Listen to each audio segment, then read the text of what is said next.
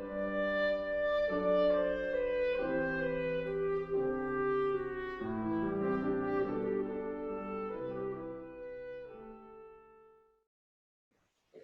thought what we could do is just start off and just check in um, with the body. It's always good to check in with the body because it sort of gets the mind out of the way for a little bit. And we can just inquire and see what's happening with the body, just sort of doing a scan on the body, see how it feels, if there's any points of tension,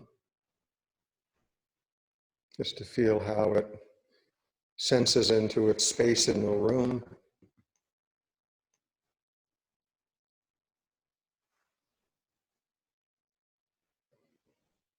If there's any points of discomfort that can be shifted, if not, we can just allow them to be.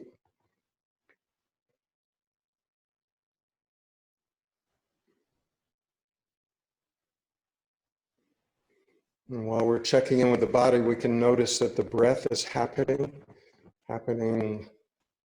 already, happening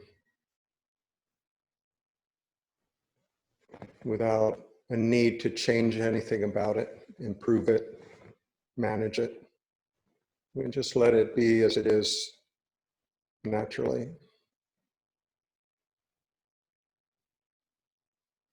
But we can notice if there's any tension in any part of the breathing and just see if, like maybe in the abdomen, maybe there's a bit of a tension there. We can just allow that to relax. One way to do that is just allow the belly to relax and just pull the breath in a little deeper.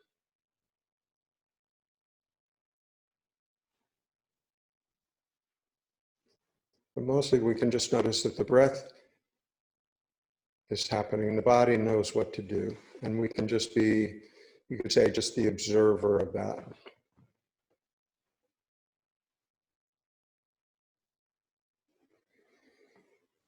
So as we're just sitting here, we could also let anything that has gone before, whether just 10 minutes before or 10 years before, that is sort of encroaching on on this moment. And we can just realize that it's not happening at this very moment. It requires us pulling it into current attention for it even to be remembered. So we can just notice that, without our complicity, it's not happening right now.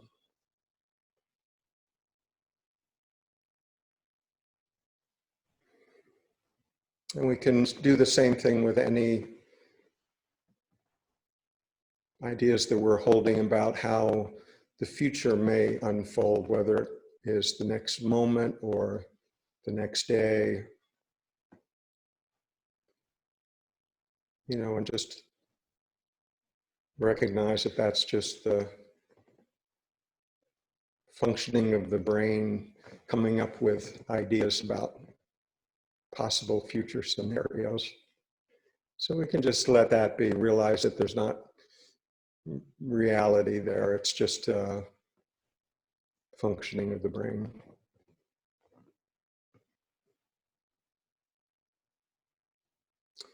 We can also just sense in and see if there's any part of us that's holding a desire for things to be other than they are at this moment.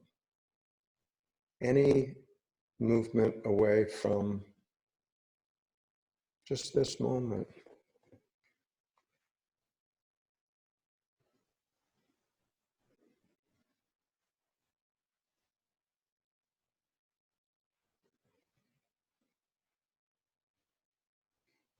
And notice any sort of desire to attain something that's not present now.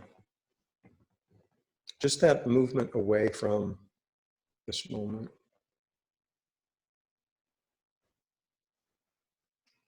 We can also look at any movement where we're trying to subdue anything, subdue any thought or sensation or feeling, and just see that that also is an attempt to manage our experience. So we can just allow whatever experience is arising in this moment is okay. It's just the next experience. And we can allow, just recognize that it is what's happening. It's not even like we're allowing the experience to occur. We're just recognizing, yes, that's what is occurring. Very much like watching the breath, right? We don't have to be a participant. We don't have to try to change it, manage it, improve it. We can just notice it.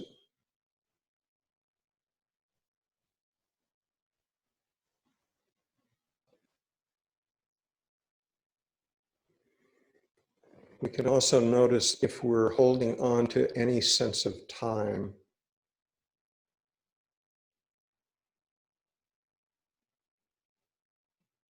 Any sense of past, any sense of future, any sense of age, any sense of time being short or time being too long, you know, I'm bored with all this time I have, whatever.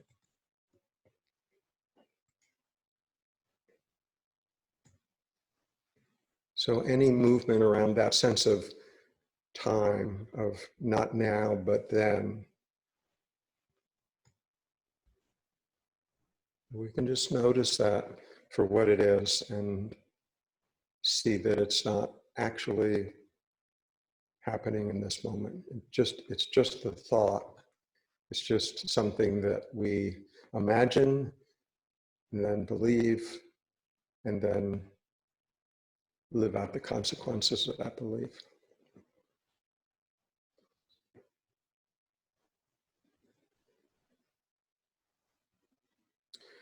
You can also notice any judgment that we're holding, any judgment about ourselves, any judgment about another person.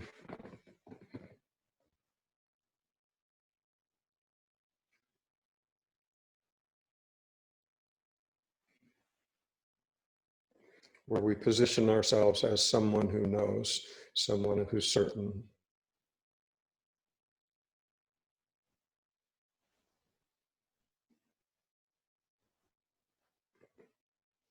So we can also just wrap a little gentleness around that one.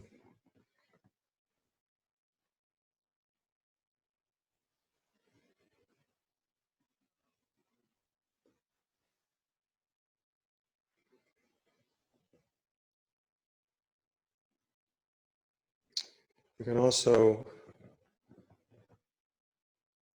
see if there's any unforgiveness that we're hanging on to, any sense of continuing to resist letting that forgiveness flow, any sense of holding on to it.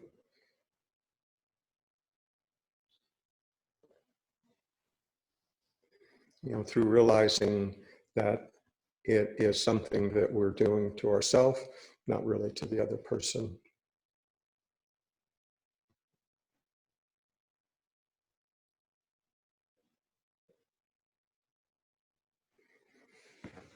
We can also just sense into the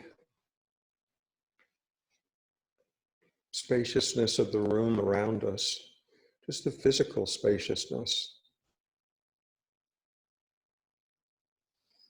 Just notice how we may delineate the space that is this side of the skin versus the space that's the other side of the skin.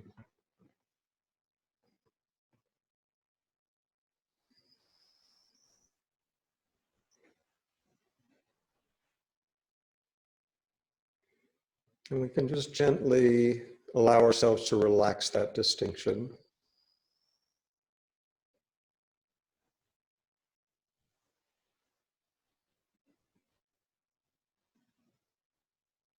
we can recognize that one moment, the air that appears to be outside us in the room, the next moment is not only brought into our body, but actually becomes part of our cellular structure, becomes part of us, that we hate to be this side of the skin.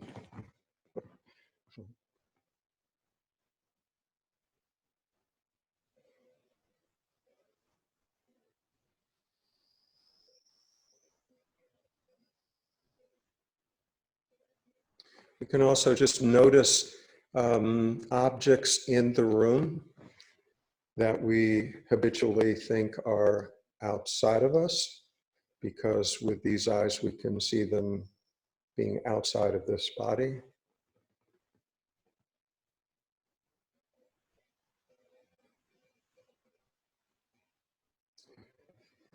We can use the same sense of perception to look at this body, right? There's something that notices this body almost like this body notices the chair. And just see that from a certain perspective, this body is also an object within consciousness.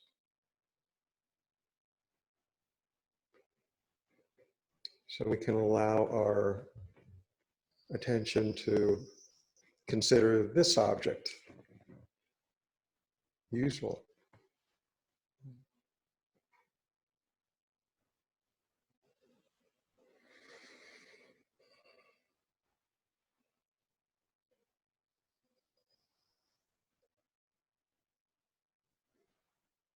Okay, so here we are in a room, and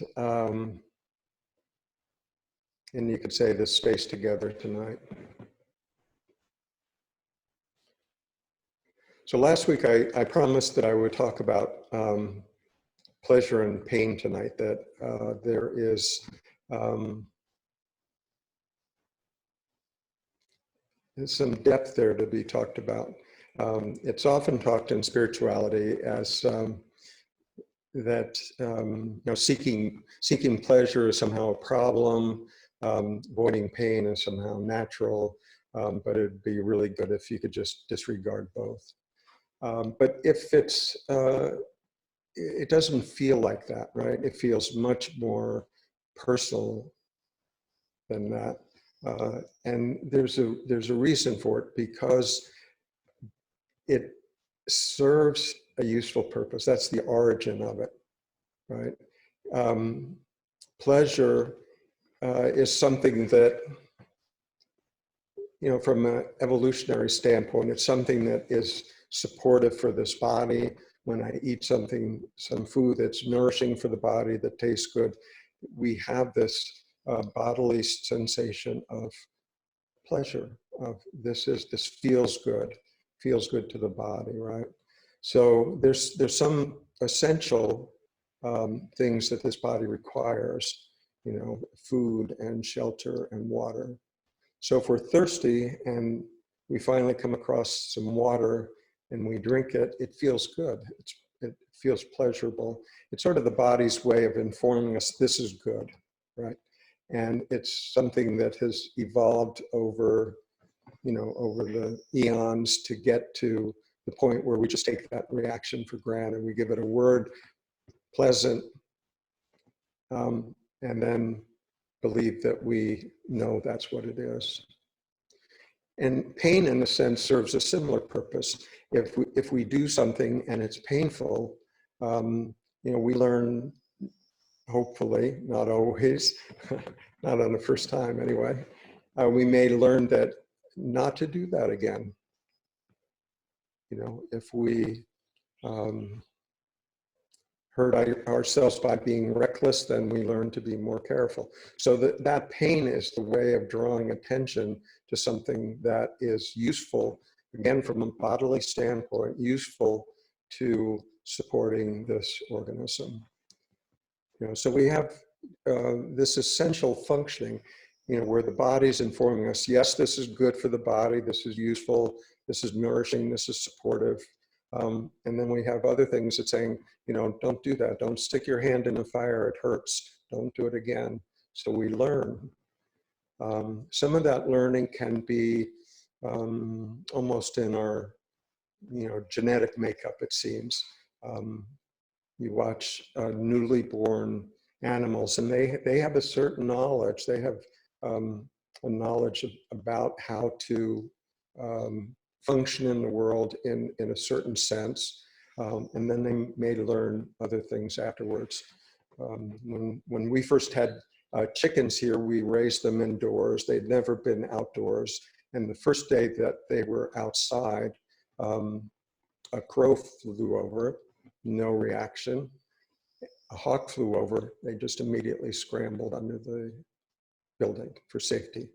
So that's not something that they learned in this lifetime. That's something that came through, you could say, genetically. And, we have that same conditioning, maybe through smell. We recognize that food is not good, even though we may never have smelt that particular substance before.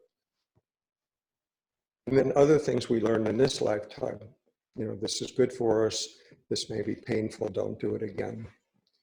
So there's very basic pleasure and pain things that are essential for our survival, food, water, shelter. But then there's also clearly a whole range of pleasant experiences that aren't essential to our survival, but you can put them in the nice to have category. Nice to have a hug, nice to have companionship, nice to have a pat on the back, nice to be walking outside on a beautiful day like today.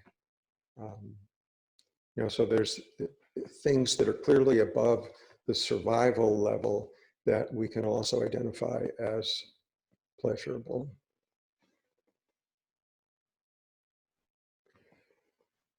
So far we've just been talking about the body, the bodily necessities, then the body, nice to have experiences,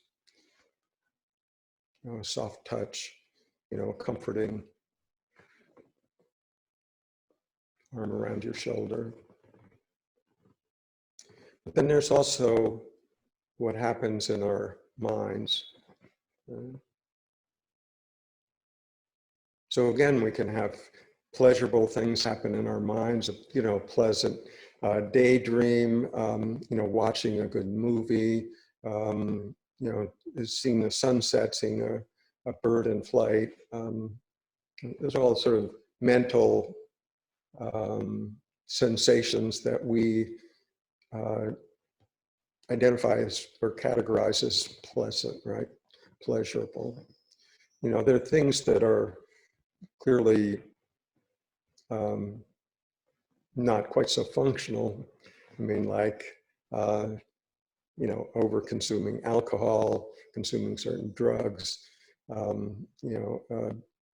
movements that we feel pleasurable, but can have a downside to them.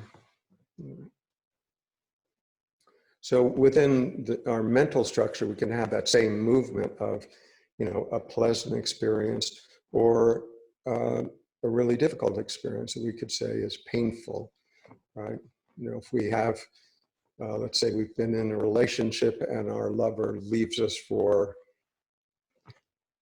somebody more attractive than us, it's painful, right? If we get working hard and hard for years and years in a company and then they decide to lay everybody off, you're on your own, we can feel hurt by that. It can feel like somehow whatever I considered myself to be somehow diminished. That my sense of fairness was or clobbered. So we can look at this pleasure and pain duality on the body's level. We can also look at it on the mental level, where we seek things that are pleasurable, and yet we can still have this experience of pain.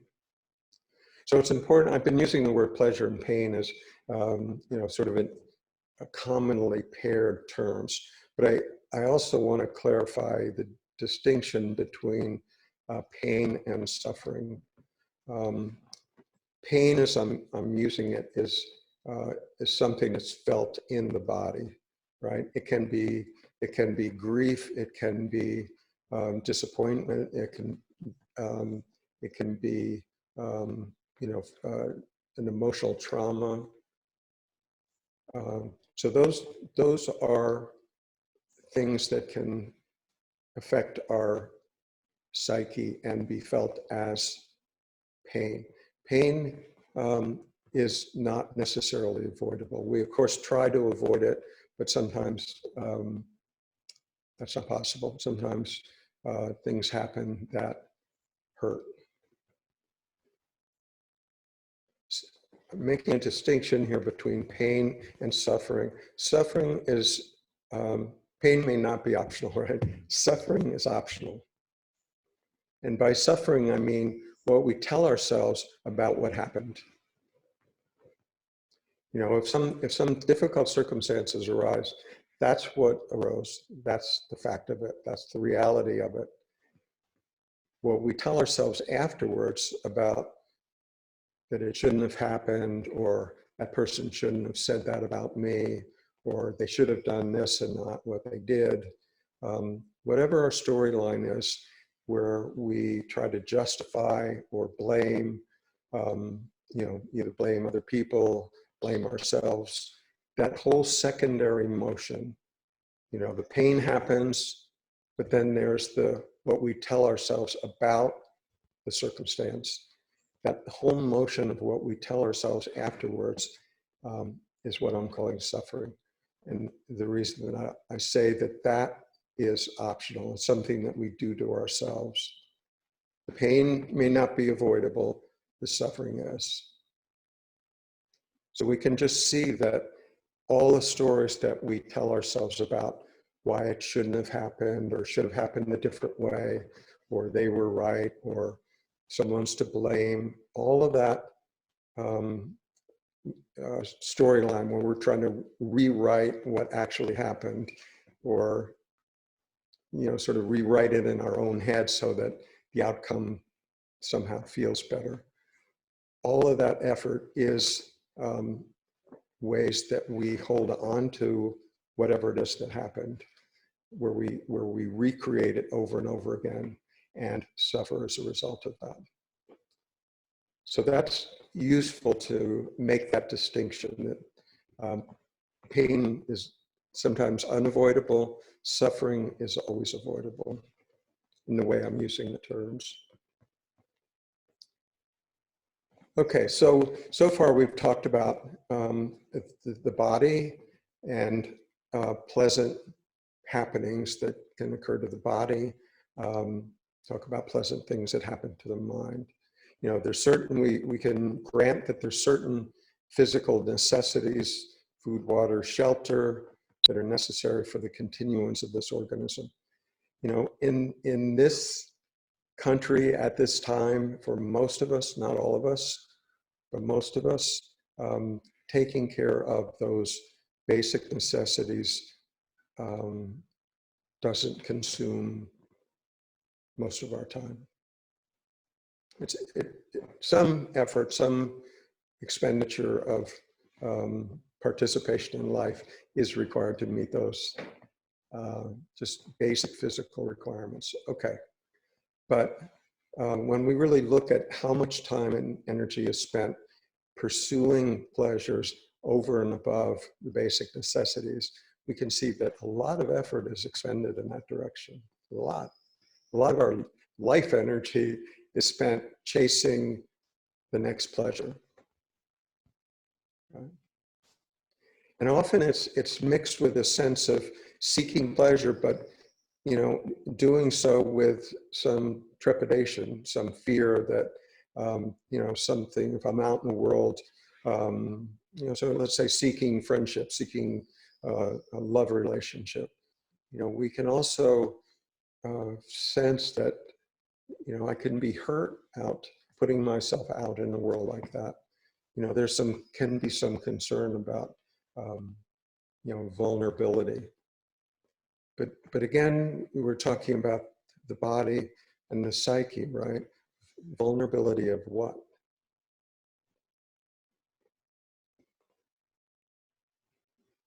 So this whole movement towards pleasure, like over and above the necessities, okay, is related to the body, is related to this mental structure, right? I want to give this body more pleasure. So I'll seek things that the body likes, right? So sometimes that kind of seeking is relatively harmless, you know, going out and looking at the sunset or walking by the river or, I don't know, skiing down the slopes. I mean, those are all pleasurable activities, you know, wonderful. You know, there are other activities that, because of whatever conditioning we may have had, may feel pleasurable, but they may be at either our own expense or somebody else's expense. You know, for some people, power feels pleasurable. Power over other people feels pleasurable. Some people control. Some people, you know, interpret wealth as pleasurable, you know, because it creates a sense of safety. You know, again, the certain safety makes sense. You know, the incremental safety that's gained between $1 million and $5 million, not so much, not so much. But it can still be interpreted as pleasure. So there's this very real sense of, it feels like I need this, right? You know, it can be alcohol, it can be drugs, it can be relationships, it can be, you know, number of friends on Facebook, it can be ice cream, it can be anything, you know, but it's this sense of more, somehow to satisfy this sense of pleasure, that more is required. More than is present in this moment, I have to look for the next pleasure, right? Even if the pleasure is satisfied in this moment, it won't be very long. Few, 10 minutes, hour, a day maybe, and then the next wanting arises. So again, this movement towards pleasure has a biologic source, right? This biologic source of survival. I need food, I need water, I need shelter. I need that to survive. So it's grounded in something real for this organism, right? So, but our interpretation is, yeah, I've got the basics taken care of, but I need more. I need more to satisfy some yearning or some possibility, or life is out there and, you know, why not, you know, grab all the gusto you can get, you know. So there's this movement towards beyond the basic necessities into pleasures that are not necessary, but are stimulating to this organism, you know. Watching the next news broadcast, opening the next email, you know, seeing what's on YouTube, you know, see who texted me in the last 30 seconds. You know, that movement of, and it's housed in the sense of this moment as it is not quite enough, but with some stimulation, the next moment holds promise that it will fulfill this need. You know, so we have something that has a biologic source, a useful source, and then we've taken it to a degree that can become dysfunctional. Dysfunctional in the sense, I'm not saying it's bad, right? Because everything's a learning experience. But I'm saying dysfunctional in that it uses an enormous percent of our life energy in pursuit of that, in hopes that something outside us will fill this sense of not quite enough here now. Right? So we blame it on, in spiritual terms, we blame it on what's outside. Oh, it's seeking pleasure, as if something outside is luring us past, beyond ourselves, beyond our control. I can't quell my desire. Right? So we get, in the spiritual world, you get into this game of trying to damp down our desires, right? Because we've heard it's a good thing and pays off spiritually. Another desire, by the way.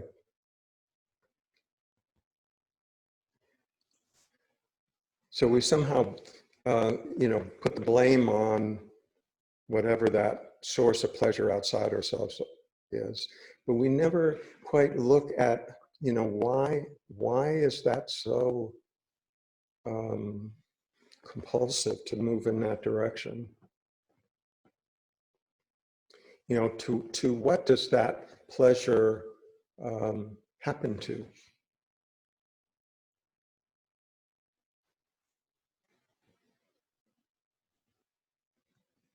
So it should be clear in what we're talking about that pleasure, that pleasurable experience happens to either this body or to this mind, or some combination of that.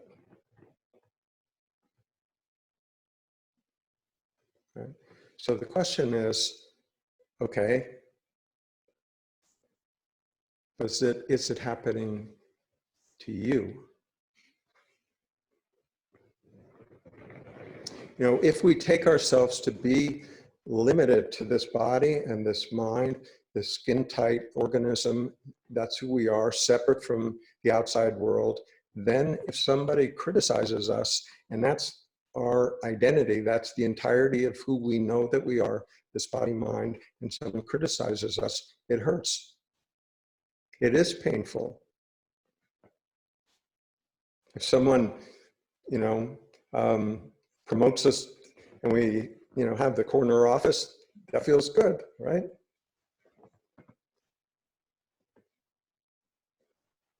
So as long as we take ourselves to be this body and mind and limited to that, we are vulnerable. We're vulnerable to the lure of pleasure. Pleasure to what? Pleasure to this body, mind. Why not? Why not seek, in this lifetime, why not seek all the pleasure you can? If that's who we are. And we get into spiritual circles, and that movement is, we try to damp down that movement. We damp it down by, trying to practice being desireless. It's hard to practice being desireless when what we believe ourselves to be is, on a biologic level, committed to this pursuit of pleasure and avoidance of pain. Because that's what we've learned is rewarding or painful to this body or this mind, right? So as long as we are firmly committed to that identity, we will be vulnerable. We can try to be a little less vulnerable and try to spiritualize, and not be quite so happy when really good things happen to us, and not quite so hurt when unfortunate things happen. But that requires effort.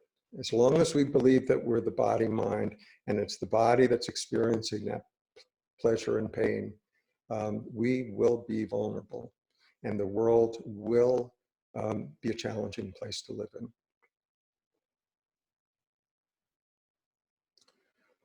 So at the heart of the matter is that what we really are? Is what we really are limited to this body-mind? If it is, we're vulnerable. But what if it wasn't?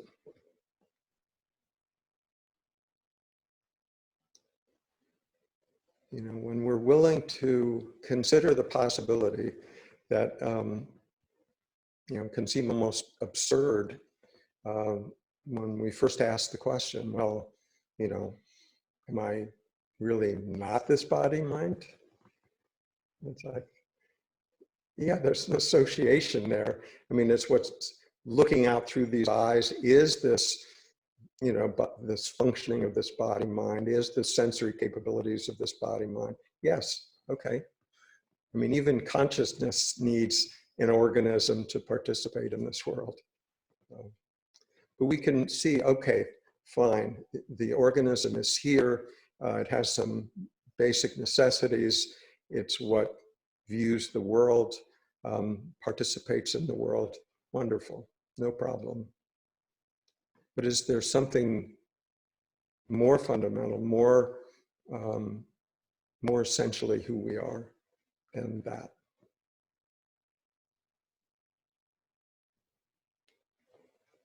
So if we allow that as a possibility, not as an alternative philosophy that I can just flip from philosophy A to philosophy B, but just to allow that question to really sink in. You know, I wonder if what I am isn't limited to this body mind. I wonder if that's even a real possibility, not as an idea or philosophy or, you know, even a religion, but just in my own direct experience, is what notices this body, notices this breath moving, notices me sitting in the chair, notices these thoughts in my head, is that which notices more primary than this body mind.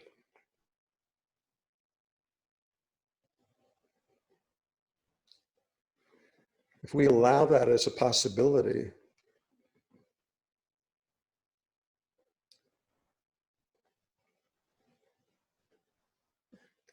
and really allow just the reality of that to become more and more apparent. It's not like we're creating it, attaining it. We're just noticing it, recognizing what is already present. It's been present for everything that's happened in your entire life. It's been present for every pleasure that we've sought, every pain that we felt in our whole life. So the experiences have all come and gone. What notices the experience is present. Doesn't appear to have a beginning or an end.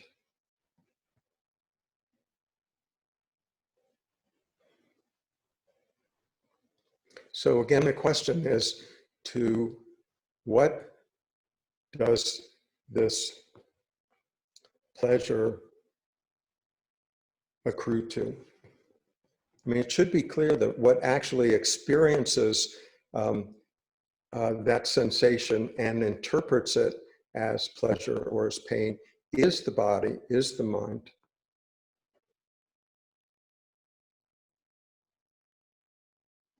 And then from the perspective of awareness, there's an awareness of that pleasure and awareness of that pain. From that perspective, this whole sense of trying to spiritually manipulate our desire for pleasure and away from pain can be seen as just the next strategy. And what that frees us up to see is that it's not actually who we are. It's something that we're experiencing, but it's in the moment that we experience it, it drops away. And the next experience, the next moment, and that drops away.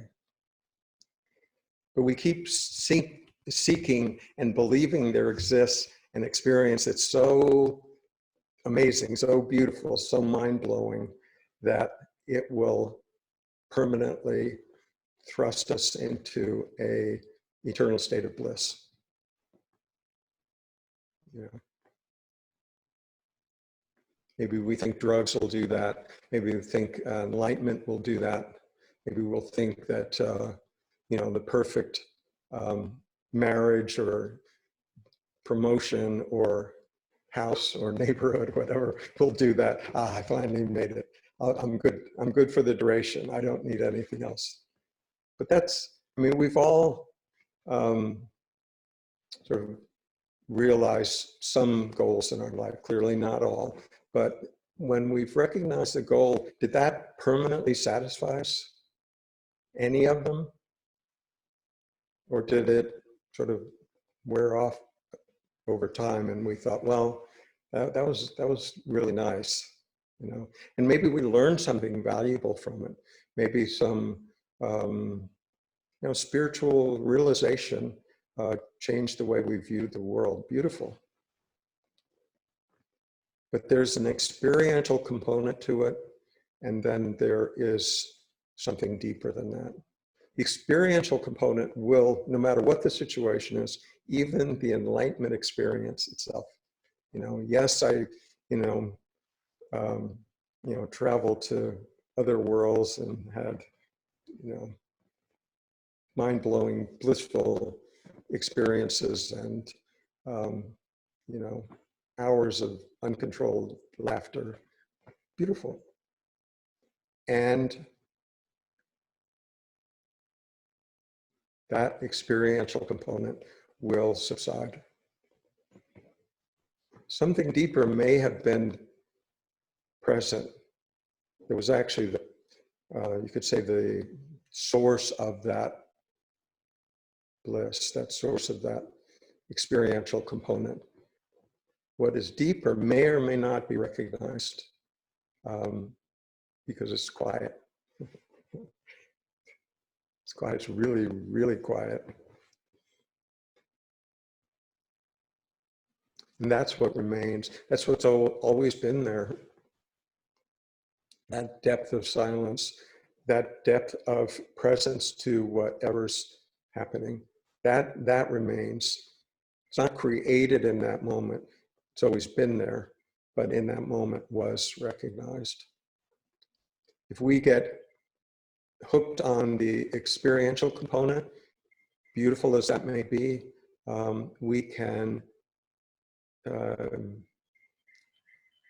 get hooked into chasing that as the next pleasurable experience over and over again. Not all that much different than alcoholic seeking the next high. But in the meantime, this sense of consciousness, awareness, presence is here. Always been here. Couldn't be anywhere else. So when we view this movement of pleasure, seeking, wanting more, when we view it from consciousness, it has a different flavor. Doesn't mean that we stop doing things that may be enjoyable. It doesn't mean that we stop going out and looking at the sunset because it's pleasurable. That would be silly, right? This life is still meant to be lived.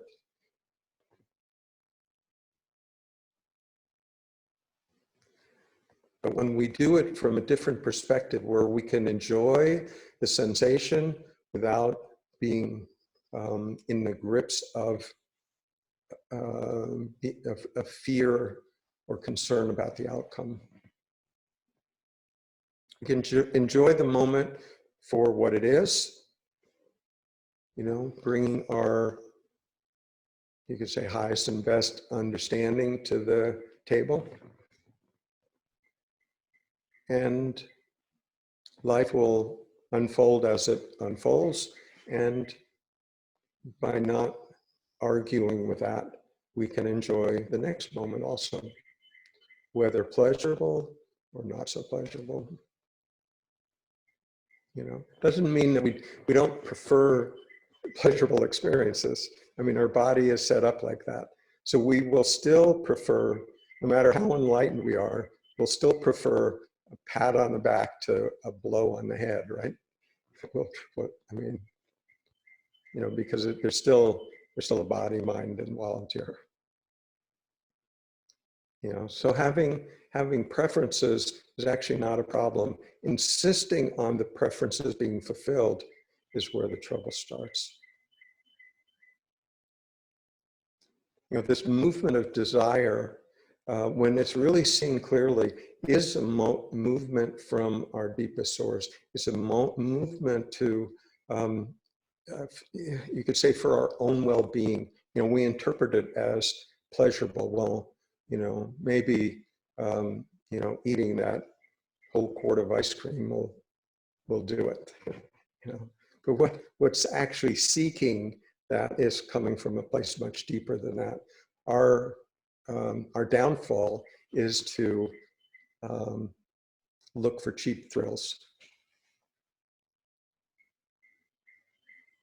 You know, when something much deeper, much more satisfying, much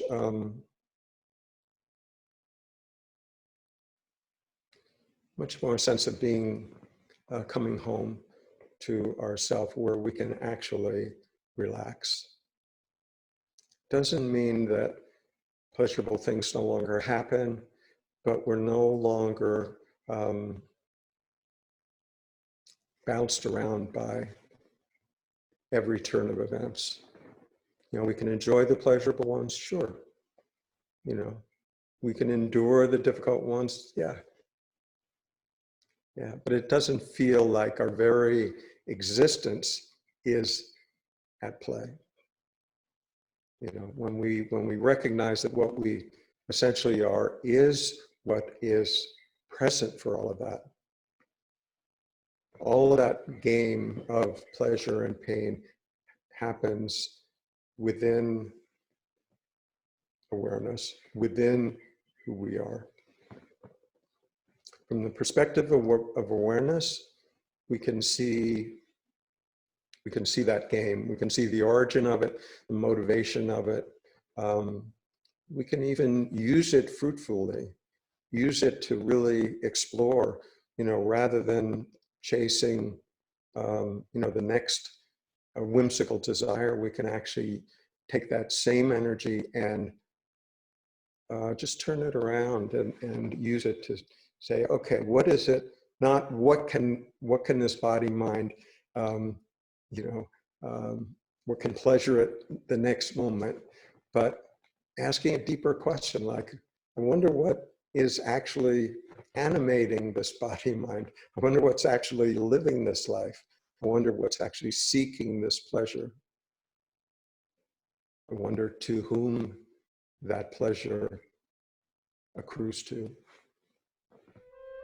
Deeper questions, more satisfying questions.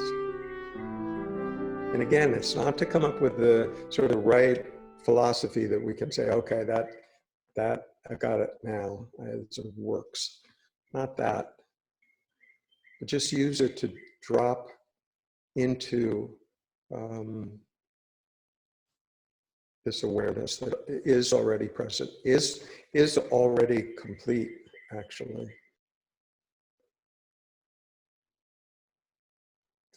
And allow that awareness to live in this life through this body mind, knowingly,